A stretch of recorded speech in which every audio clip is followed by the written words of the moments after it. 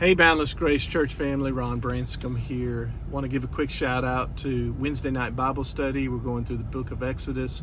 Brother Josh and Brother Bob are leading us. And I just encourage you to join and attend either online or in person because it's a real meaty study. So with that though, I want you get the luxury and the blessing of having the Branscombe family join you this morning. Hi! Nice little change of pace there I thought I'd share with you. Hey, we're digging into chapter 16. We were left off with chapter 15 where God was not pleased with Saul and he did not want him to be the leader of Israel.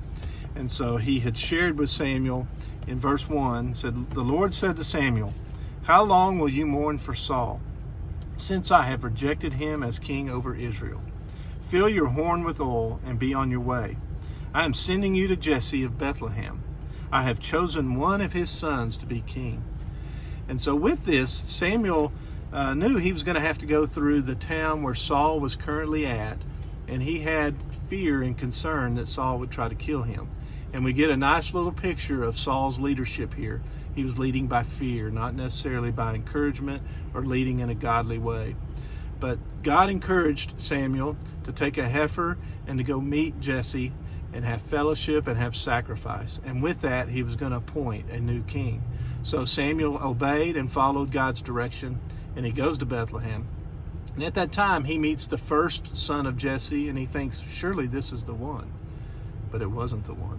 Then he meets number 2 and number 3 and goes all the way down the line. And God had not told Samuel this is the one yet. And so Samuel asked Jesse, do you have any more sons? And Jesse said, well, yeah, I do. I've got another one. He's herding sheep right now. He's my youngest. And so they go and get him and bring him in. Now, it's kind of interesting.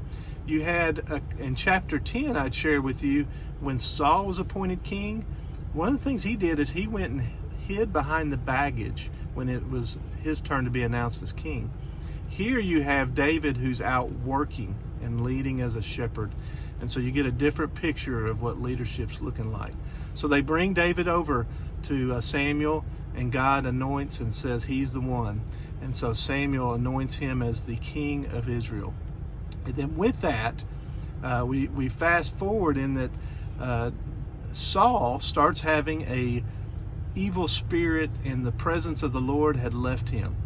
And he was very perplexed and very having challenges in a mental capacity. But one of the things that was soothing him was music. And so David, who happened to be not only a rugged sheep herder, he was also a very good musician. And so they summoned David. And David played music for King Saul at the time, and it soothed his soul. And every time David played for Saul, it helped with his anxiety and with the evil spirit. And so Saul encouraged and asked for David to come join him and be a part of his, I guess you would say, his leadership team. And so here you go. Saul had no clue that David was soon to be the new leader of Israel. And we'll find out later as to where his evil spirits got deeper and deeper. But David was soon to be the new king of Israel. Y'all have a blessed day, and God bless. Take care.